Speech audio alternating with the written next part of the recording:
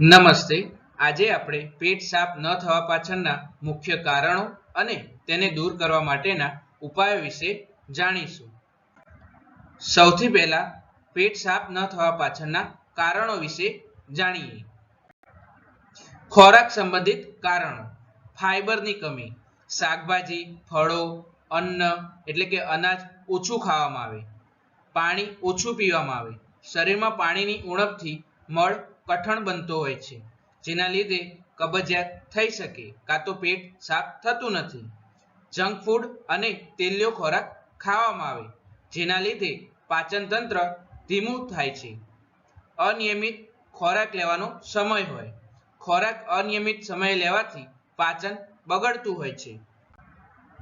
જીવનશૈલી સંબંધિત કારણો: વ્યાયામનો અભાવ હોય, બેસાડું જીવનશૈલીથી આંતરડાની ગતિ ધીમી પડતી હોય છે. રાત્રે મોડા સૂવામાં આવે અથવા ઊંઘનો અભાવ હોય, જે શરીરના રિધમને બગાડતું હોય છે.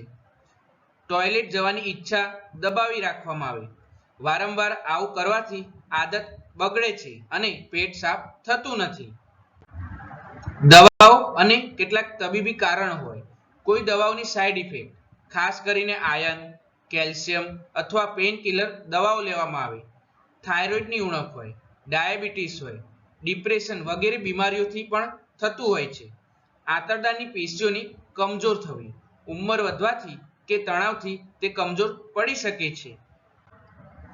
હવે તેને દૂર કરવા માટેના ઘરગથ્થુ ઉપાયો વિશે આપણે આજે જાણીશું. સવારમાં ગરમ પાણી પીવું જોઈએ. ઉઠતા જ ખાલી પેટે 1 ગ્લાસ ગરમ પાણીમાં અડધું લીંબુ અને થોડું મધ મિક્સ કરીને પીવું જોઈએ, જે આંતરડાની ગતિ આપે છે અને મળને નરમ કરવામાં મદદ કરે છે.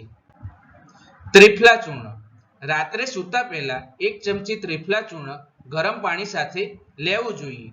આયુર્વેદમાં તેને શ્રેષ્ઠ કબજિયાત નાશક પણ માનવામાં આવે છે. ઈસબગુલની ભૂસી: રાત્રે સૂતા પહેલા 1 થી 2 ચમચી ઈસબગુલની ભૂસી ગરમ દૂધ અથવા પાણી સાથે લેવી જોઈએ, જે આંતરડાની સફાઈમાં મદદરૂપ થતી હોય છે. દૂધ સાથે ઘી લેવું: રાતે સૂતા પહેલા ગરમ દૂધમાં 1 ચમચી ઘી મિક્સ કરીને પીવાથી સવારે પેટ કમ્પ્લીટ સાફ થઈ જતું હોય છે. પપૈયું, કેળું અને અનાનસ: આ ફળોમાં ફાઈબર ભરપૂર હોવાથી તે પાચનને સુધારવામાં મદદ કરે છે. નિયમિત પાણી પીવું જોઈએ. દિવસમાં ઓછામાં ઓછા 8 થી 10 ગ્લાસ પાણી પીવાની ટેવ રાખવી જોઈએ. હવે આપણે આયુર્વેદિક ઉપાયો વિશે જાણીશું. હરિતકી ચૂર્ણ 1 ચમચી ગરમ પાણી સાથે રાત્રે લેવું જોઈએ. અવલે એટલે કે ચ્યવનપ્રાશ અવલે, જે પાચન સુધારવામાં સહાયક હોય છે. એલોવેરાનો રસ 2 ટેબલસ્પૂન ખાલી પેટે પાણી સાથે પીવાથી આંતરડા સ્વચ્છ રહેતા હોય છે, તેથી તેને લેવું જોઈએ. બાકી આયુર્વેદિક ડોક્ટરની સલાહ લેવી જરૂરી ગણાય છે.